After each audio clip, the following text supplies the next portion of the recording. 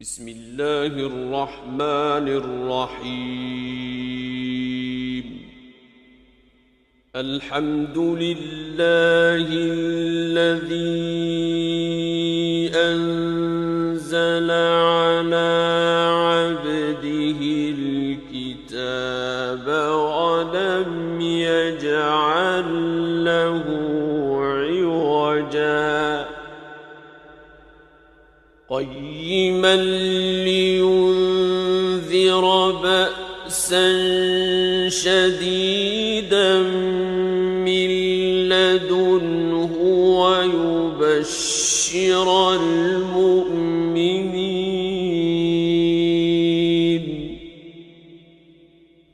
ويبشر المؤمنين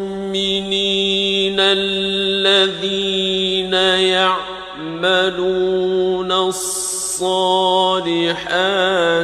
أن لهم أجرا حسنا ماكثين فيه أبدا وينذر الذين قالوا اتخذ الله ولدا ما لهم به من علم ولا لآبائهم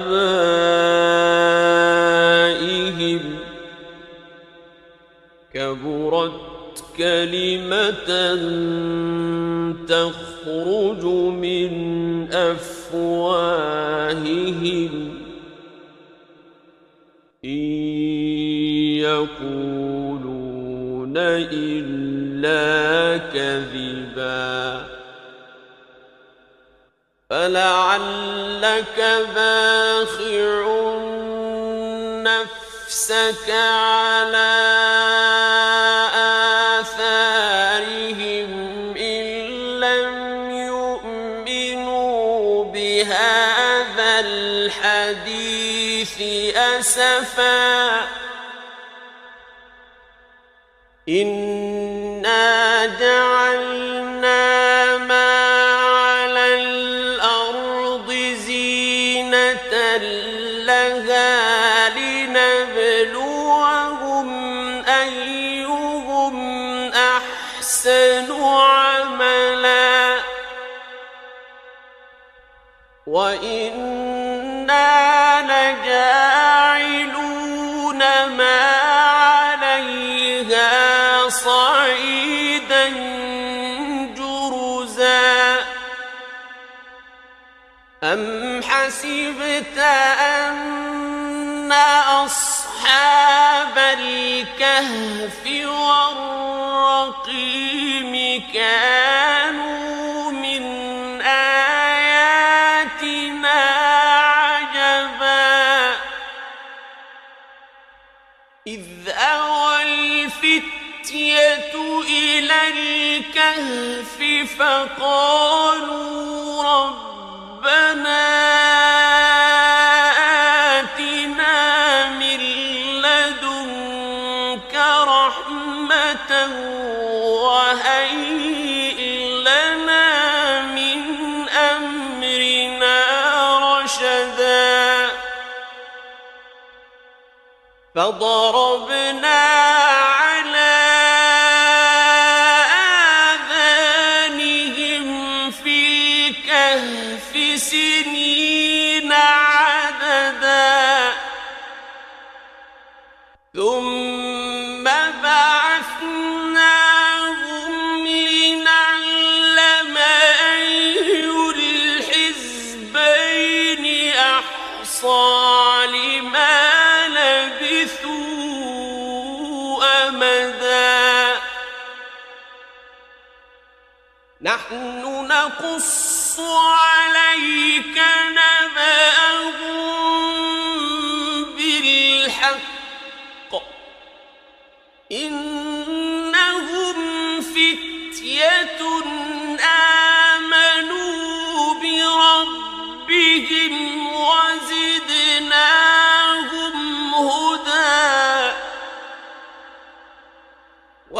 وربطنا على قلوبهم إذ قاموا فقالوا ربنا رب السماوات والأرض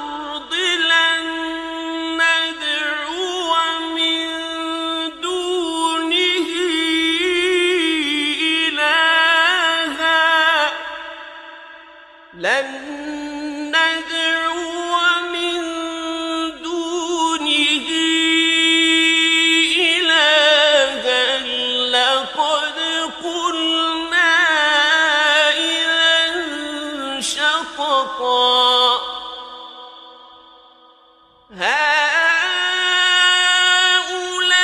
هؤلاء قومنا اتخذوا من دونه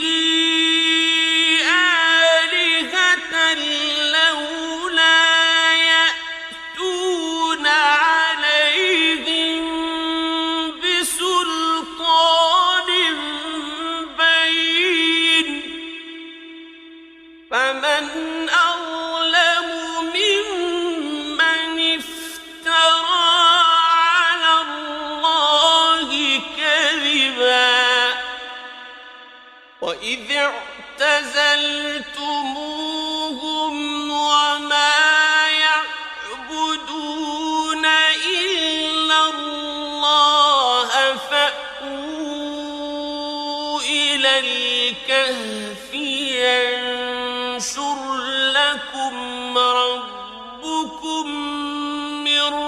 رحمته فأووا إلى الكهف ينشر لكم ربكم من رحمته ويهيئ لكم من أمركم مرفقا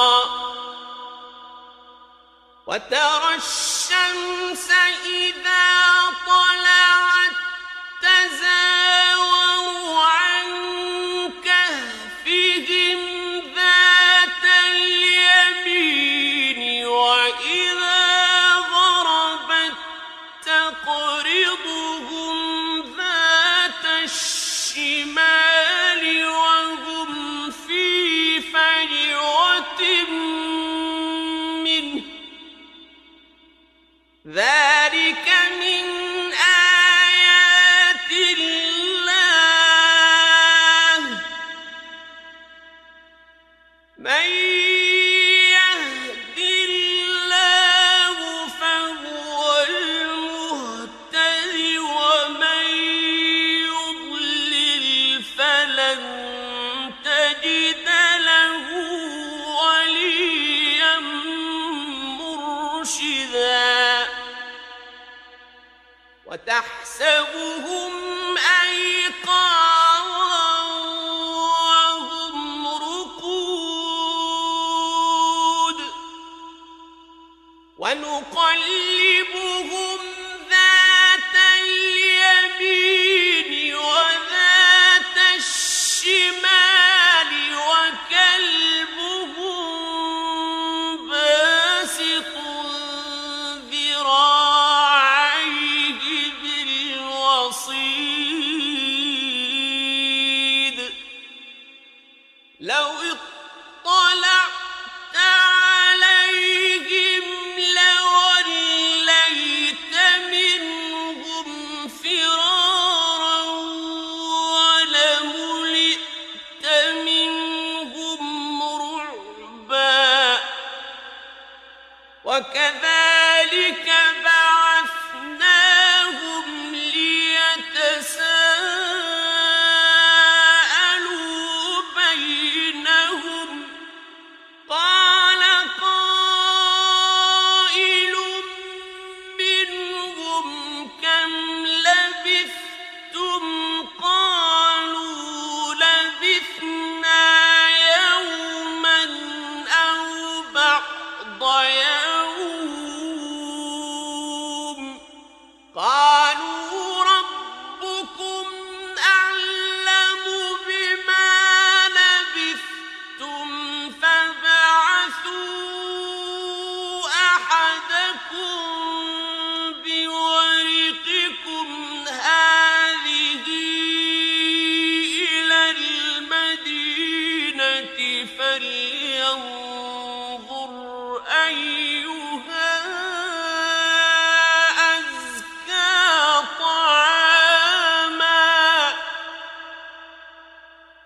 فلينظر أيها أزكى طعاما فليأتكم برزق منه وليتلطف ولا يشعرن بكم أحدا إنهم إن يظهروا عليكم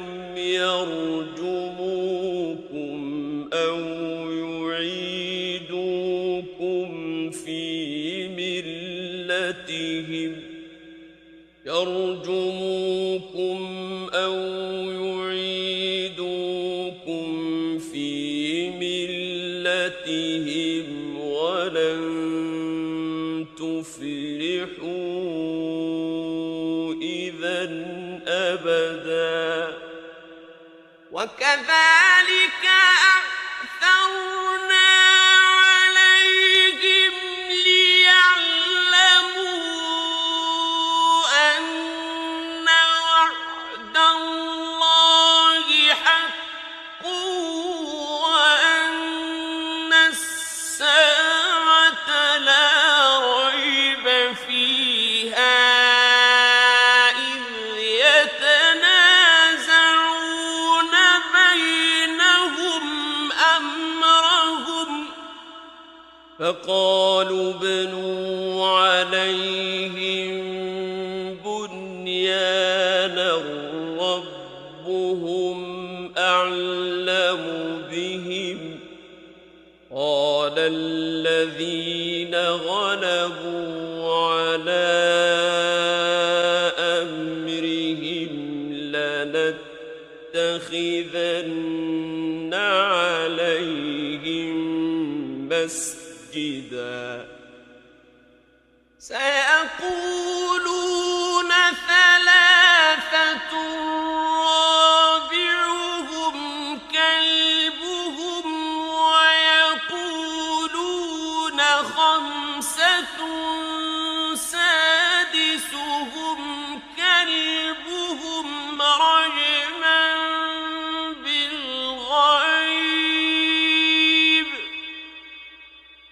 رجما بالغيب ويقولون سبعة وثامنهم كلبهم قل ربي أعلم بعدتهم ما يعلمهم إلا قليل فلا تمار فيهم إلا مراء ظاهرا ولا تستفت فيهم منهم أحدا ولا تقولن لشيء إني فاعل ذلك غدا إلا أن يشاء الله واذكر ربك إذا نسيت وقل عسى أن يهديني ربي لأقرب من هذا رشدا ولبثوا في كهفهم 300 سنين وازدادوا 9 قل الله أعلم بما لبثوا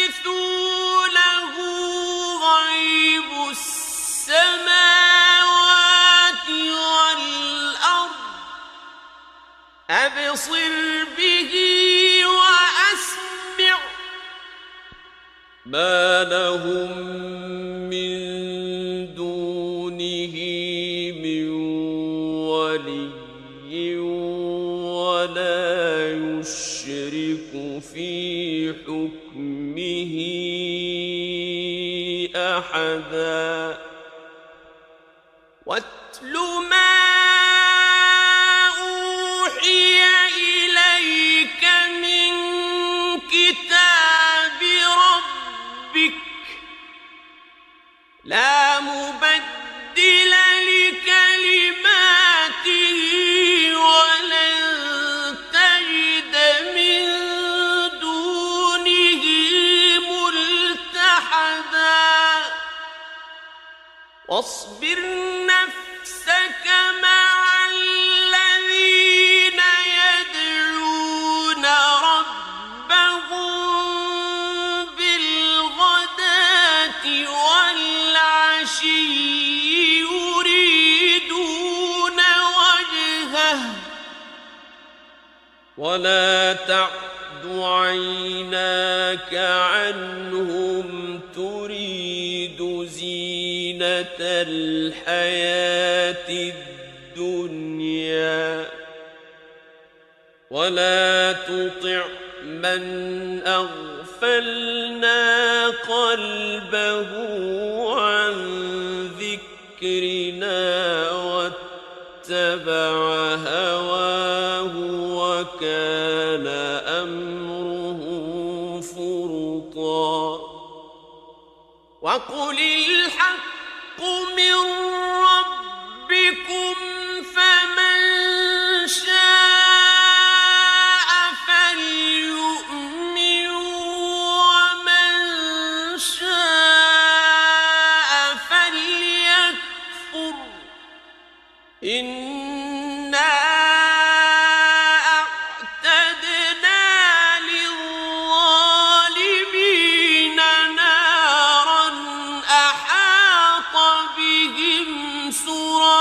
سرادقها وإن يستغيثوا يغاثوا بماء كالمهل يشوي الوجوه بئس الشراب وساءت مرتفقا إن الذين آمنوا وعملوا الصالحات إنا لا نضيع أجر من أحسن عملا أولئك لهم جنات عدن تجري من تحتهم الأنهار يحلون فيها من أساور من ذهب يحلون فيها من أساور من ذهب ويلبسون ثيابا خضرا من سندس وإستبرق ويلبسون ثيابا خضرا من سندس وإستبرق متكئين فيها على الأرائك نعم الثواب وحسنت مرتفقا واضرب لهم مثلا رجلين جعلنا لأحدهما جنتين من أعناب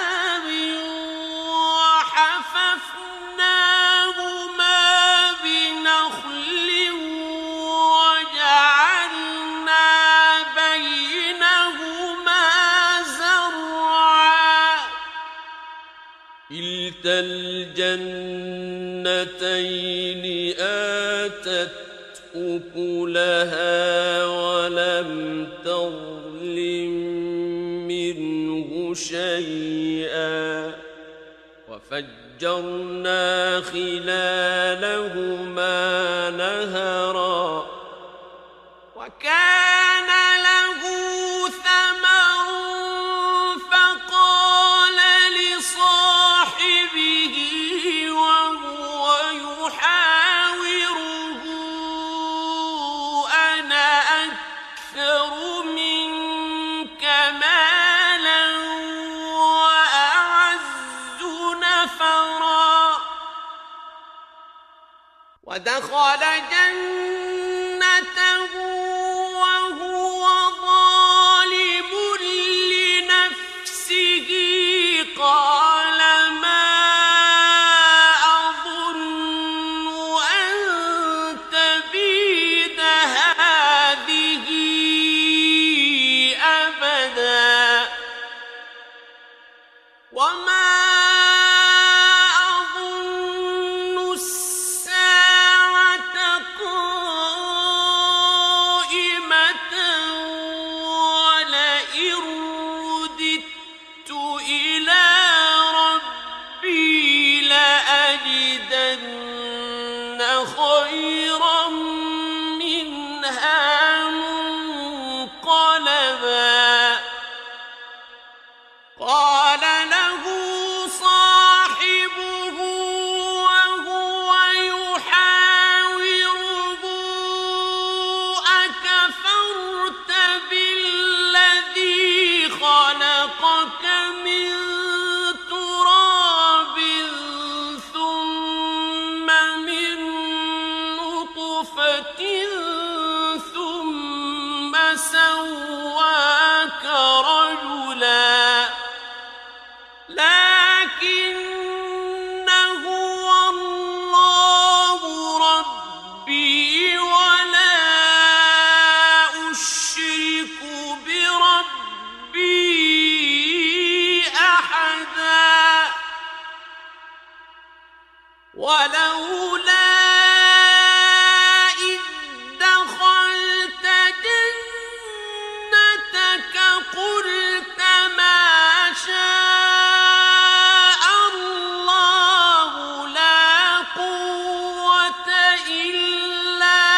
بالله إن ترني أنا أقل منك مالا وولدا فعسى ربي أن يؤتيني خيرا من جنتك ويرسل عليها حسبانا من السماء فتصبح صعيدا زلقا أو يصبح ماؤها غورا فلن تستطيع له طلبا وأحيط بثمره فأصبح يقلب كفيه على ما أنفق فيها وهي خاوية على عروشها فأصبح يقلب كفيه على ما أنفق فيها وهي خاوية على عروشها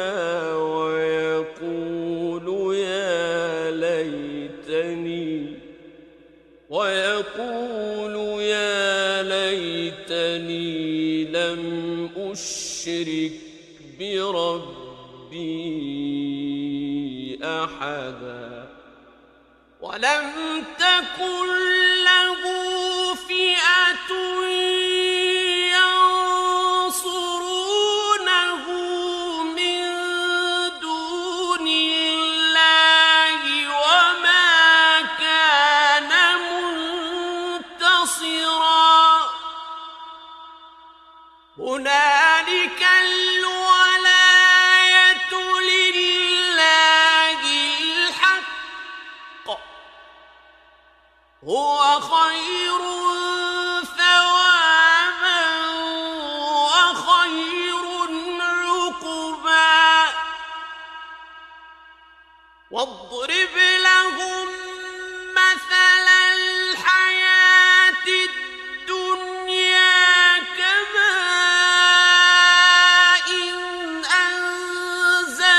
أنزلناه من السماء فاختلط به نبات الأرض فأصبح هشيما تذروه الرياح وكان الله على كل شيء مقتدرا المال والبنون زينة الحياة الدنيا والباقيات الصالحات خير عند ربك والباقيات الصالحات خير عند ربك ثوابا وخير أملا ويوم نسير الجبال وترى الأرض بارزة وحشرناهم فلم نغادر منهم أحدا وعرضوا على ربك صفا لقد جئتمونا كما خلقناكم أول مرة بل زعمتم أن لن نجعل لكم موعدا ووضع الكتاب فترى المجرمين مشفقين مما فيه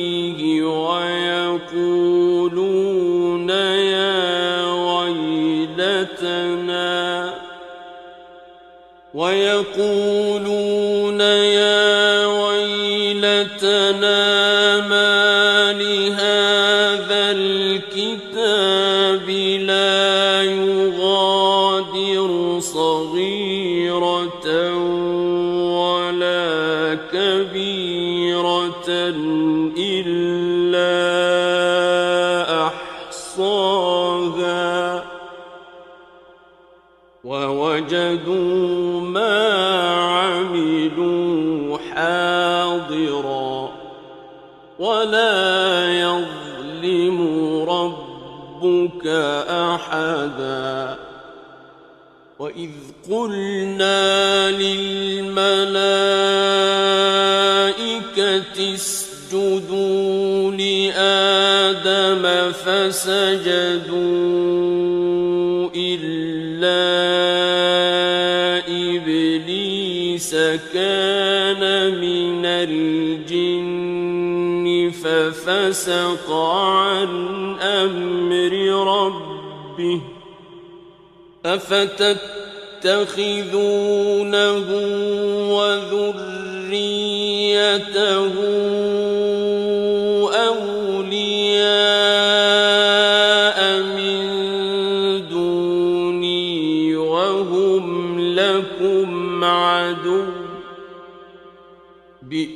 بئس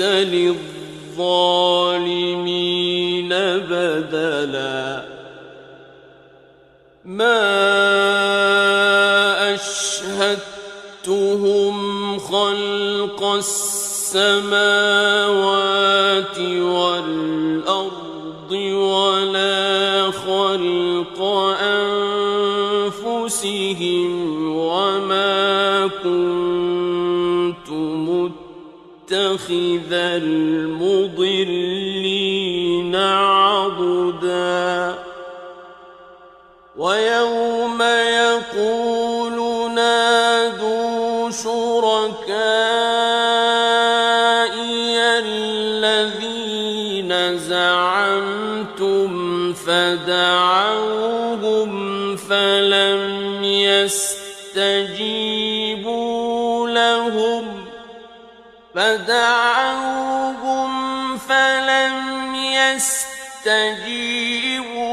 لهم وجعلنا بينهم موبقا ورأى المجرمون النار فظنوا أنهم مواقعوها ولم يجدوا عنها مصرفا ولقد صرفنا في هذا القرآن للناس من كل مثل وكان الإنسان أكثر شيء جدلا وما منع الناس أن يؤمنوا إذ جاءهم الهدى ويستغفروا ربهم إلا أن تأتيهم سنة الأولين إلا أن تأتيهم سنة الأولين أو يأتيهم العذاب قبلا وما نرسل المرسلين إلا مبشرين ومنذرين ويجادل الذين كفروا بالباطل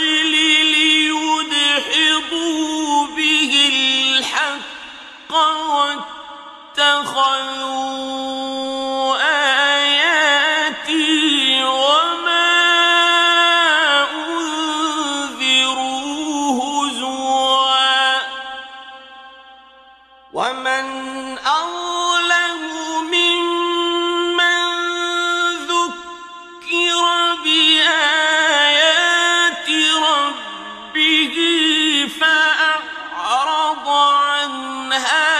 ونسي ما قدمت يداه إنا جعلنا على قلوبهم أكنة أن يفقهوه وفي آذانهم وقرا وإن تدعوهم إلى الهدى فلن يهتدوا إذا أبدا وربك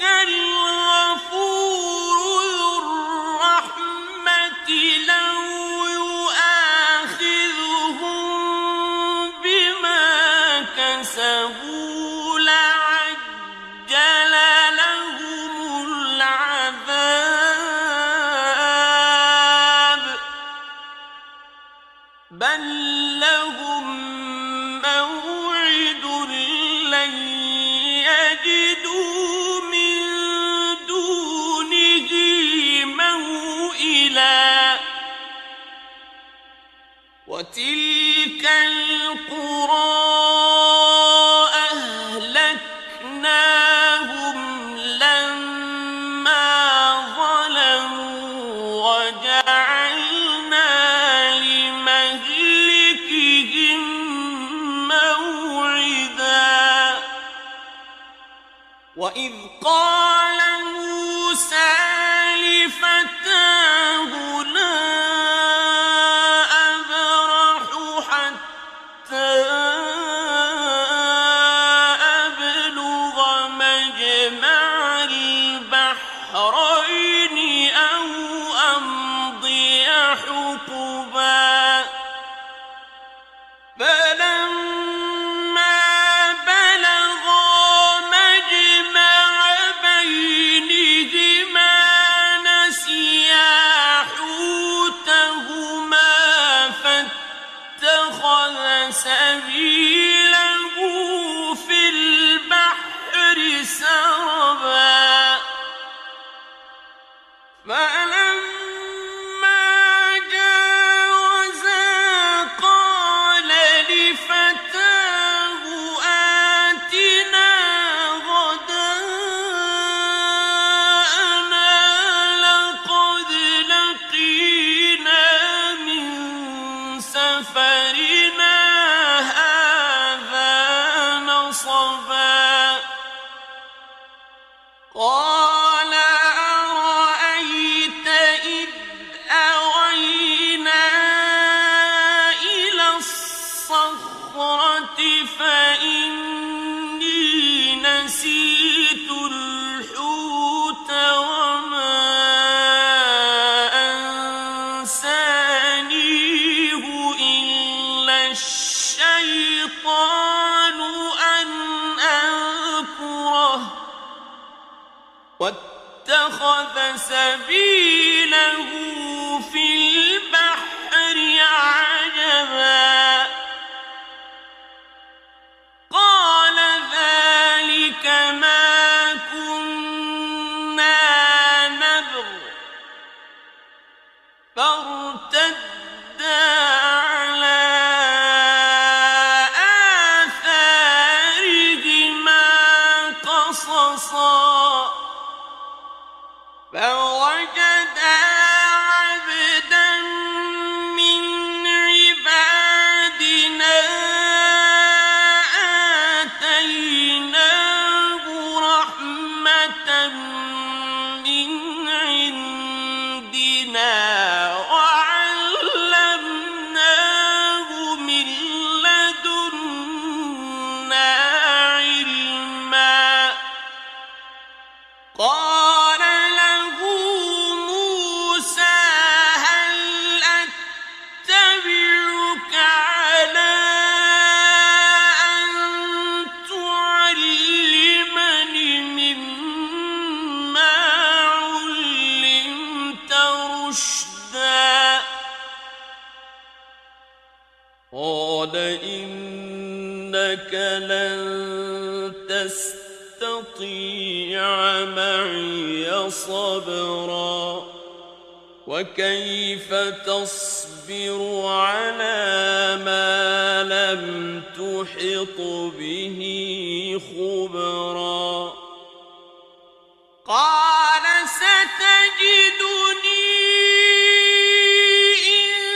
شاء الله صابرا ولا أعصي لك أمرا قال فإن اتبعتني فلا تسألني عن شيء حتى أحدث لك منه ذكرا فانطلقا حتى إذا ركبا في السفينة خرقها قال أخرقتها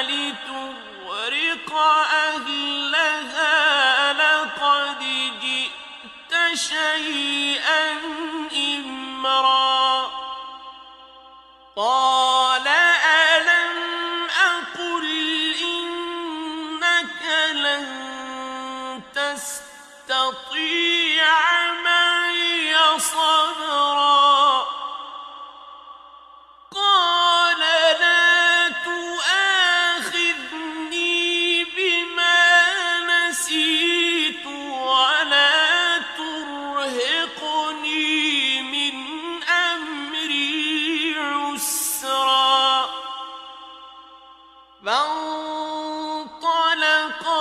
حتى إذا لقيا غلاما فقتله قال أقتلت نفسا زكية بغير نفس لقد جئت شيئا نكرا قال ألم أقل لك إنك لن تستطيع معي صبرا قال إن سألتك عن شيء بعدها فلا تصاحبني قد بلغت من لدني عذرا فانطلقا حتى إذا أتيا أهل قرية استطعما أهلها فأبوا أن يضيفوهما فوجدا فيها جدارا يريد أن ينقض فأقامه قال لو شئت لاتخذت عليه أجرا قال هذا فراق بيني وبينك سأنبئك بتأويل ما لم تستطع عليه صبرا أما السفينة فكانت لمساكين يعملون في البحر فأردت أن أعيبها وكان وراءهم ملك يأخذ كل سفينة غصبا وأما الغلام فكان أبواه مؤمنين فخشينا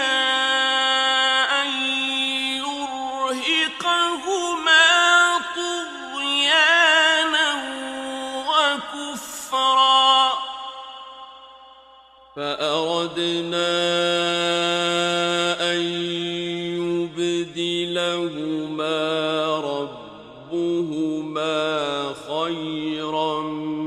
منه زكاة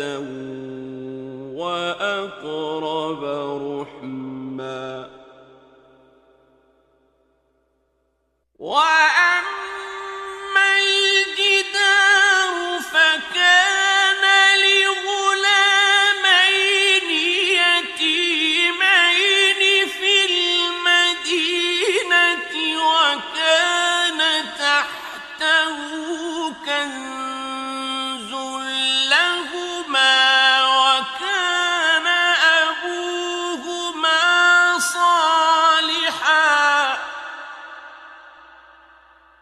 وكان أبوهما صالحا فأراد ربك أن يبلغا أشدهما ويستخرجا كنزهما رحمة من ربك وما فعلته عن أمري ذلك تأويل ما لم تسطع عليه صبرا ويسألونك عن ذي القرنين قل سأتلو عليكم منه ذكرا إنا مكنا له في الأرض وآتيناه من كل شيء سببا فأتبع سببا حتى إذا بلغ مغرب الشمس وجدها تغرب في عين حمئة ووجد عندها قوما قلنا يا ذا القرنين إما أن تعذب وإما أن تتخذ فيهم حسنا قال أما من ظلم فسوف نعذبه ثم يرد إلى ربه فيعذبه عذابا نكرا وأما من آمن وعمل صالحا فله جزاء الحسنى وسنقول له من أمرنا يسرا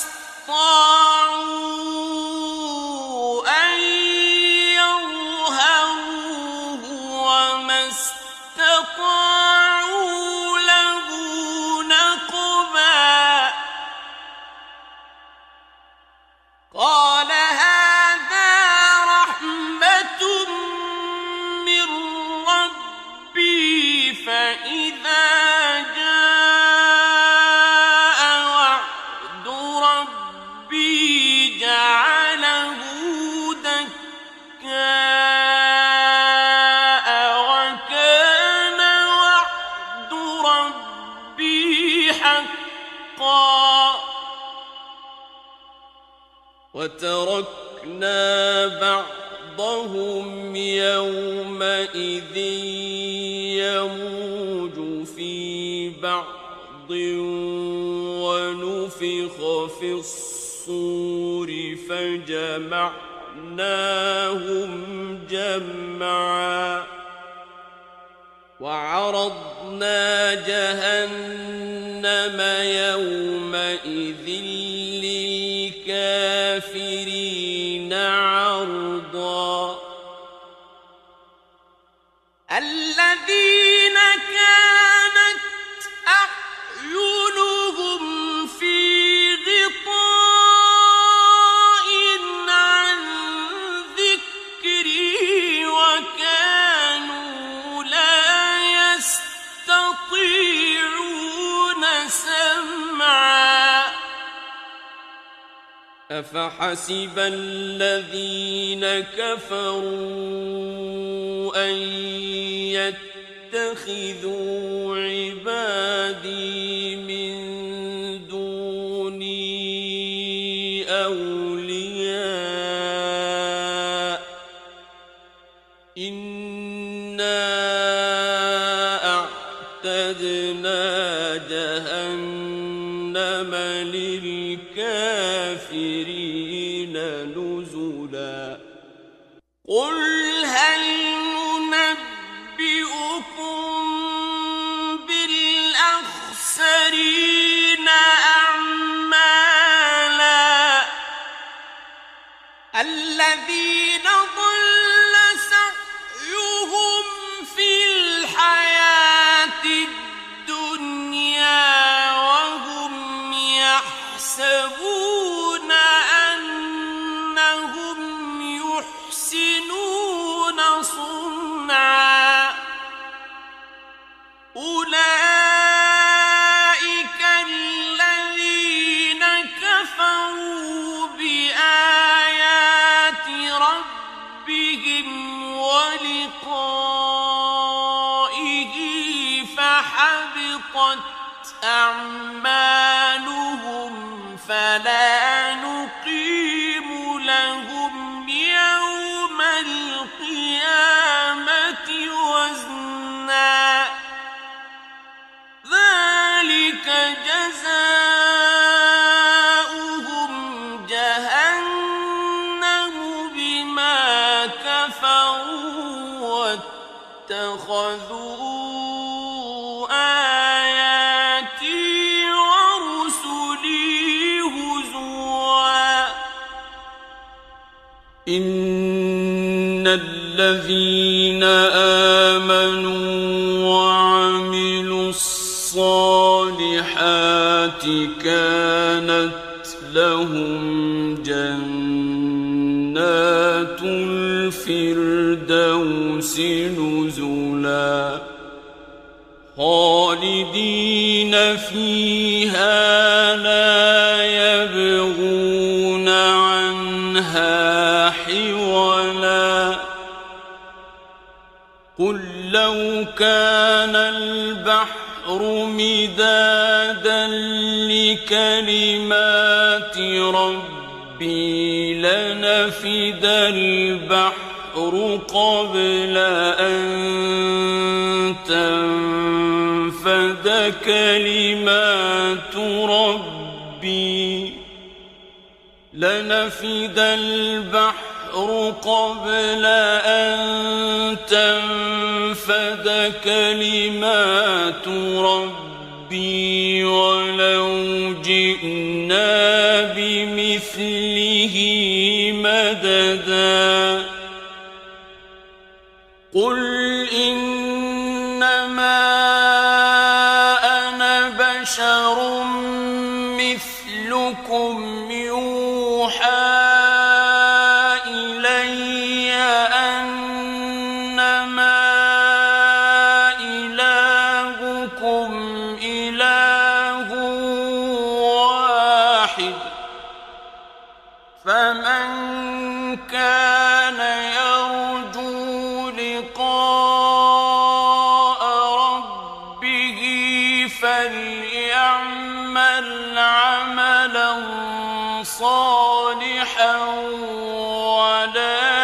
تشرك بعبادة